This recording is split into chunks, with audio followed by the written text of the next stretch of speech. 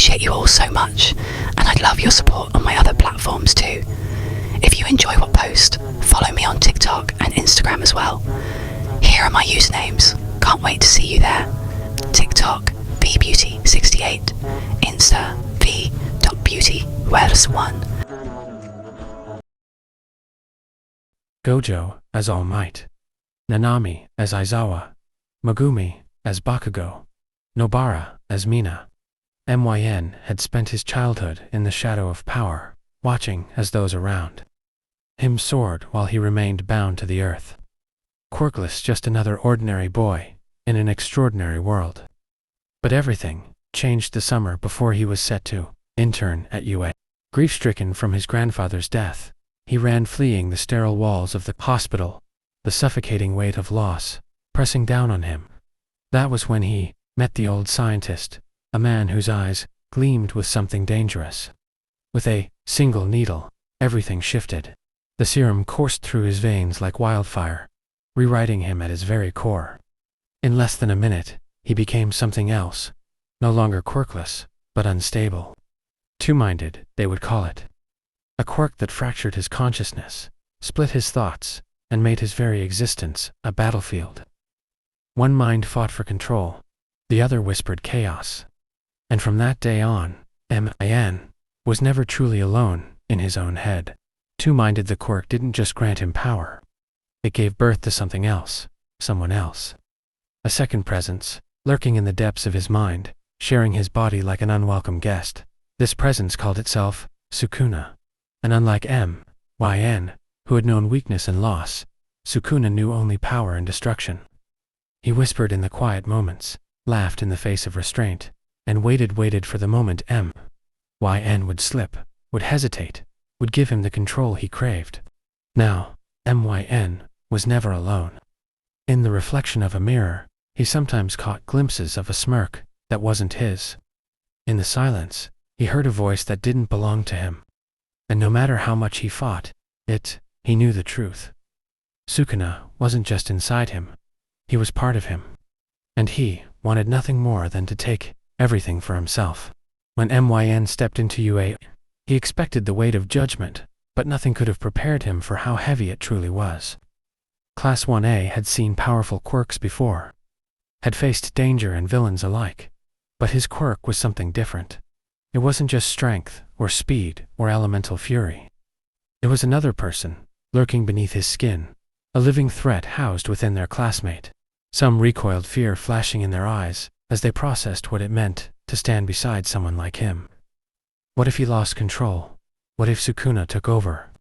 The what-ifs hung thick in the air. Others, however, saw it differently. Maybe this was his fate. Maybe this was the path he was always meant to walk. Power, after all, came in many forms.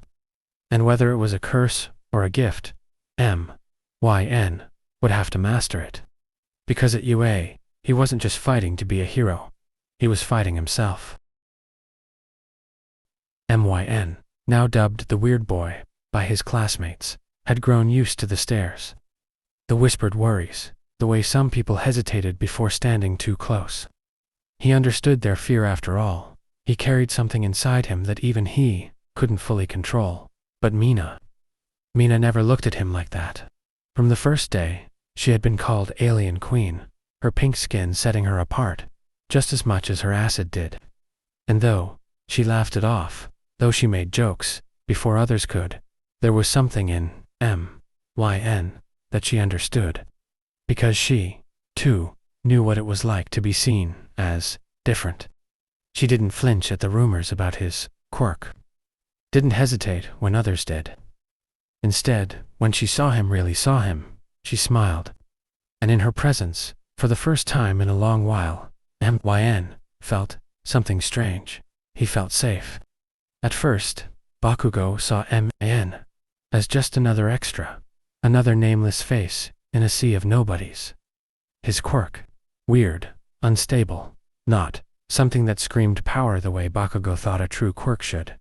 So he didn't care, didn't bother, but then he saw it. He saw Sukuna grin with his face.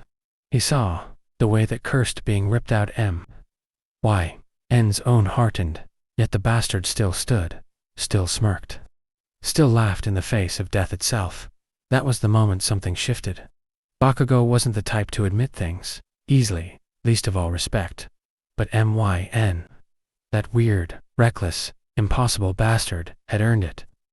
Somehow, without either of them trying, they fell into a rhythm, arguing, pushing, fighting, growing. They were different, yet alike in the ways that mattered, and though Bakugo would never say it out loud, Myn had gone from an extra to something else, his best friend. Aizawa, the teacher of 1A, saw Myn not for what he was capable of doing but as a boy who had no home, no family, so he took the boy in well before the students were placed in dormitory. Aizawa, who from the start was just a teacher, became something more, something important. All Might saw what many others couldn't, the potential buried beneath Myn's fractured existence. Others saw danger, instability, a risk too great to trust. But All Might, he saw a boy fighting against something far bigger than himself. He saw someone who wanted to be strong, not for power, not for control, but to protect. So he trained him, guided him, pushed him beyond his limits, not just to strengthen his body, but to strengthen his will. Because All Might knew the truth, the stronger Myn became, the harder it would be for Sukuna to take over, and for Myn, All Might became more than a teacher. He became a symbol of what he could be, a force strong enough to stand against the darkness inside him. But war had no mercy. The enemy knew who their greatest obstacle was. The world saw All Might as the strongest, the unbreakable hero. But that was exactly why they made him their first target. Sealing him away wasn't just about victory. It was about breaking the hope of those who followed him.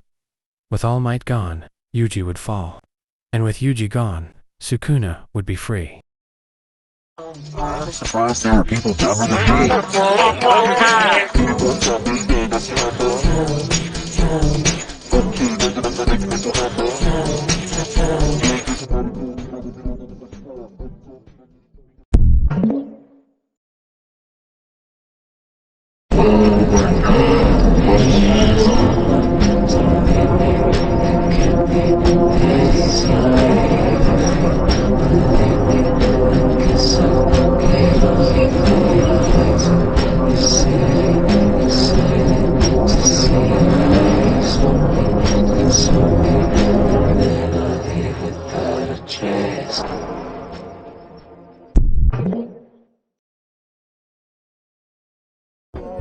This is real embarrassing. Yes.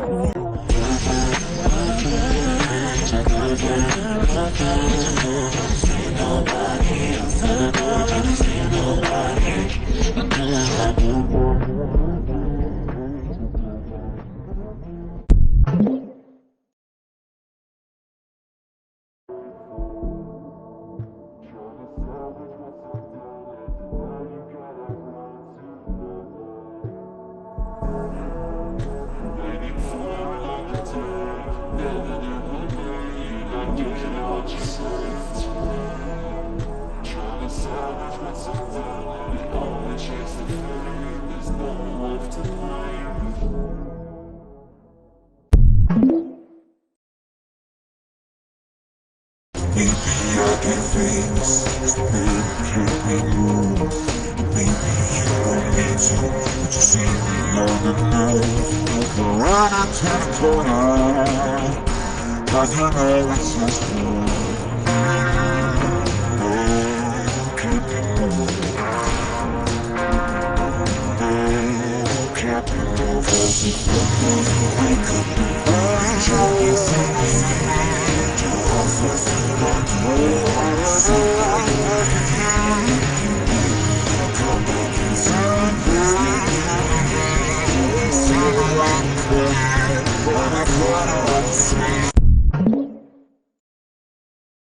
Oh, and just so you know, I didn't have any logical reason for saving you back then. Even though it was dangerous, I just couldn't bear to see a good person like you die. Sure, I had my reservations, but ultimately I did it for selfish, emotional reasons. In all this time, I've never once regretted saving you.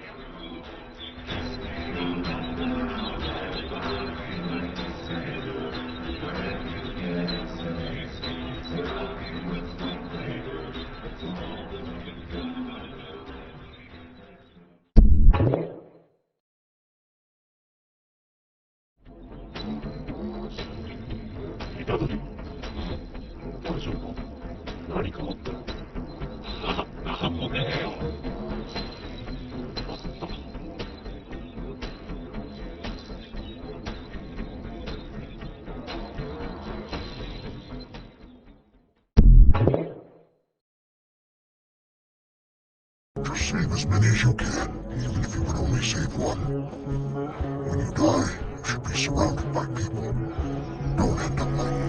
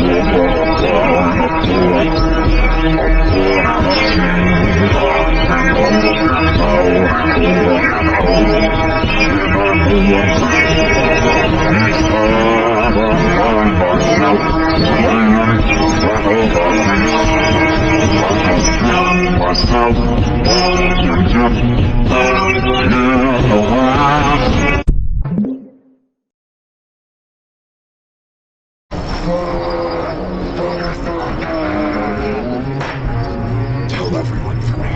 Life wasn't so bad.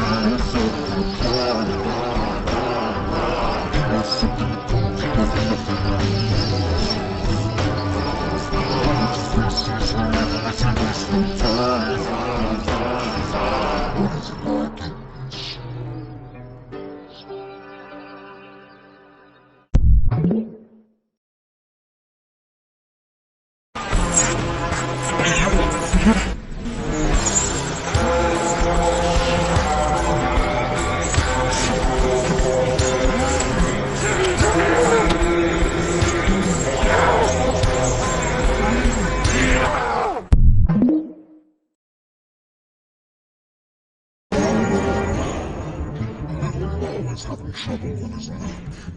You never send me down. Ouch, what a terrible performance. Get the hell out of here. You don't swing it like you used to.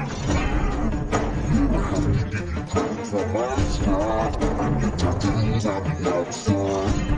So just like you, I made myself a work of art. I'll never hide, I can't, I'm too shy.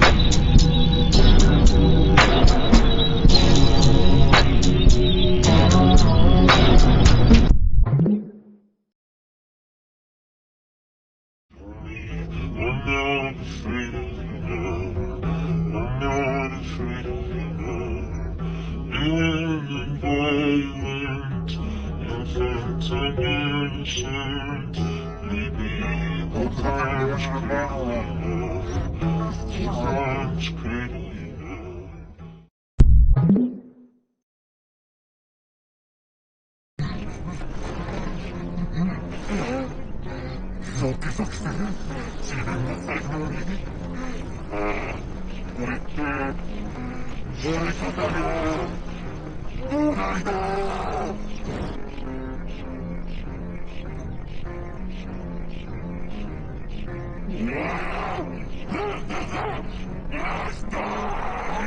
これ出さなくても聞こえたよ。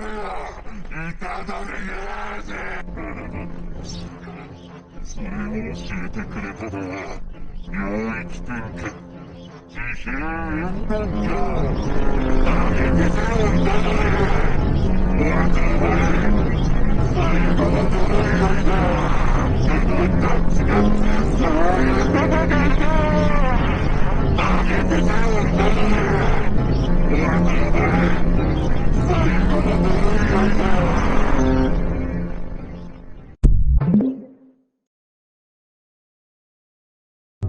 虎杖、みんなに伝えて。悪くなかった。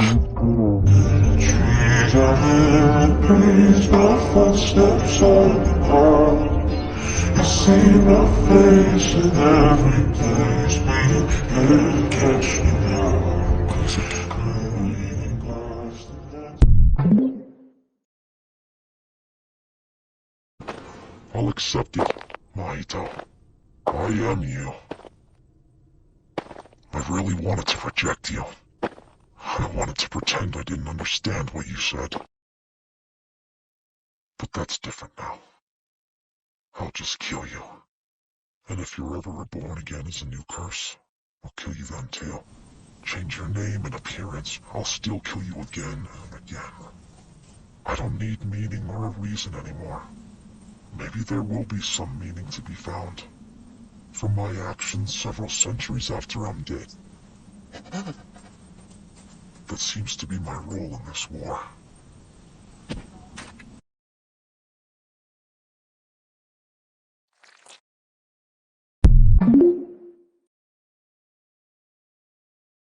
If you enjoyed this video, don't forget to subscribe, like, comment and share. Your support means the world.